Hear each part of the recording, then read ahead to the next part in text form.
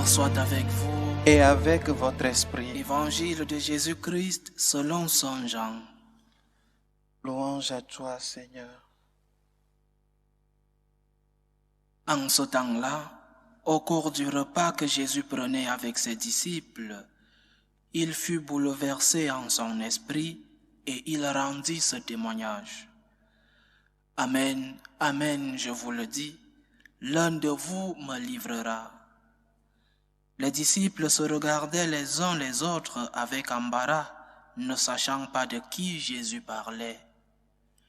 Il y avait à table, appuyé contre Jésus, l'un de ses disciples, celui que Jésus aimait. Simon-Pierre lui fait signe de demander à Jésus de qui il veut parler. Le disciple se penche donc sur la poitrine de Jésus et lui dit, « Seigneur, qui est-ce » Jésus lui répond, « C'est celui à qui je donnerai la bouchée que je vais tremper dans le plat. » Il trempe la bouchée et la donne à Judas, fils de Simon l'Iscariote. Et quand Judas eut pris la bouchée, Satan entra en lui. Jésus lui dit alors, « Ce que tu fais, fais-le vite. » Mais aucun des convives ne comprit pourquoi il lui avait dit cela.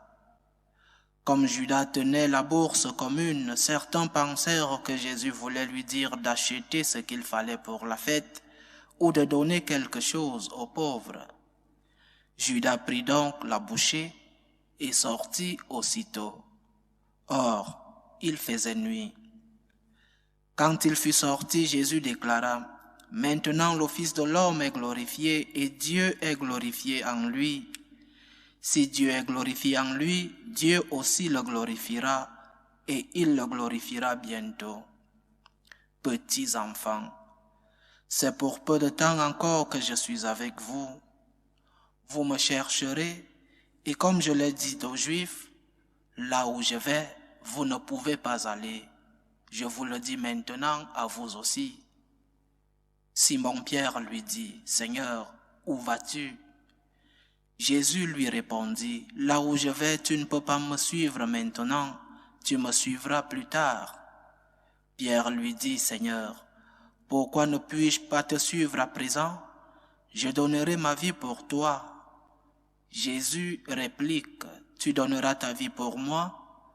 Amen, amen, je te le dis, le coq ne chantera pas avant que tu m'aies renié 3 fois. » Acclamons la parole de Dieu. Louange à toi, Seigneur Jésus.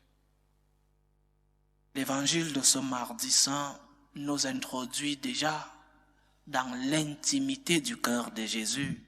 Le Seigneur nous ouvre les portes de son cœur. Le Seigneur veut se soulager. L'évangile dit qu'il fut tout bouleversé en son esprit. Une autre traduction ajoute qu'il fut profondément bouleversé en son esprit. Jésus veut se soulager. Il souffre profondément parce qu'il est conscient qu'un de ses intimes est sur le point de le trahir. Notre Seigneur est triste. Parfois nous avons pensé que la divinité de Jésus annule sa sensibilité humaine, comme si Jésus n'avait pas de vrais sentiments humains, comme si son humanité n'était qu'une apparence. Non, Jésus a de vrais sentiments humains. Il souffre profondément à cause de nos trahisons. Le Seigneur souffre profondément à cause de nos péchés, à cause de nos lâchetés, quand nous avons eu l'occasion de le défendre et que par lâcheté, nous avons fait silence. Le Seigneur souffre énormément par notre manque de foi. Il souffre énormément par nos différentes ingratitudes. Pierre, devant cette expression de notre Seigneur, l'un de vous me livrera, a une réaction. Il veut savoir qui est celui-là, mais il passe par Jean, le disciple le plus aimé, pour avoir cette information.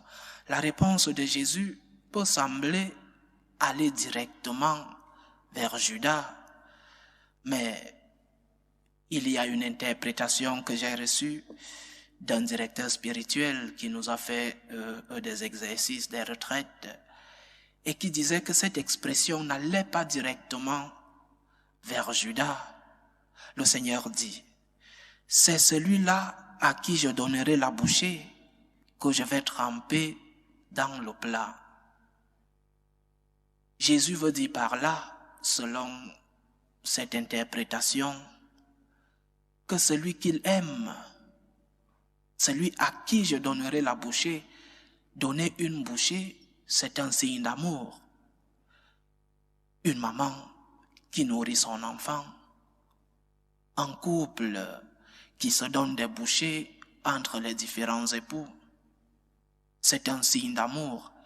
Et Jésus passe par ce signe d'amour pour nous montrer que malgré nos trahisons, malgré nos misères, malgré nos péchés, il continue de nous aimer. Jésus nous rappelle qu'il ne cesse pas de nous aimer. Malgré nos faiblesses, il continue de nous accompagner. Il continue de nous consoler. Il continue de pardonner nos péchés. Il continue de nous fortifier. Malgré nos trahisons, le Seigneur continue d'être avec nous, tout en sachant que Judas allait le trahir. Il lui fait ce geste d'amour. C'est une révélation. Jésus ne cesse de nous aimer. Malgré tout ce que nous faisons contre lui, nos ingratitudes, le Seigneur continue d'avoir ces gestes d'affection, ces gestes d'amour pour nous. Il aime jusqu'à ce qu'il amène à la mort. C'est comme cela l'amour de Dieu, un amour dramatique, un amour profond pour le pécheur. Jésus aime profondément Judas. Il ne cesse d'aimer celui-là qui est en train de le trahir. D'où le signe, ce signe d'affection, ce signe d'amour de lui donner une bouchée. Alors pour nous, chers frères et sœurs, en cette semaine sainte où nous accompagnons le Christ dans ses douleurs, où nous accompagnons le Christ vers la crucifixion, mais aussi vers sa résurrection, partageons les sentiments du cœur de Jésus. Il nous a ouvert son cœur. Il nous a parlé de ses tristesses, de ses angoisses, de ses peurs. Le Seigneur nous a ouvert largement les portes de son cœur. Allons partager les tristesses du Christ. Allons partager les tristesses de ce Christ qui est avec nous. En cette semaine sainte, prenons la résolution d'accompagner le Christ au tabernacle. Allons lui dire, Seigneur, me voici, je t'accompagne. Je t'accompagne dans l'Eucharistie. Je t'accompagne aussi, comme nous disions hier, dans celui-là qui est en train de souffrir et qui a besoin de mon aide. Accompagnons le Christ, partageons ses sentiments, mais aussi évitons de le trahir, évitons le péché, évitons les tentations, parce que en ouvrant la porte aux tentations, nous ouvrons la porte au péché. Évitons la tentation, c'est une manière de trahir notre Seigneur. Ne soyons pas des lâches, allons à la défense de notre Seigneur. Mais aussi, ne soyons pas des ingrats, il nous a tant donné. Cette semaine, il nous offre ces sentiments de douleur et de tristesse. Allons aussi lui dire, merci Seigneur, pour tant de douleur, pour tant de souffrance à cause de moi et pour moi, à cause de moi parce que j'ai péché, à cause de moi parce que tu es venu pour me libérer de cette esclavitude du péché. Mais tu es aussi venu pour moi, pour me sauver, pour que je sois un digne fils de ton Père. Loué soit Jésus-Christ. À jamais.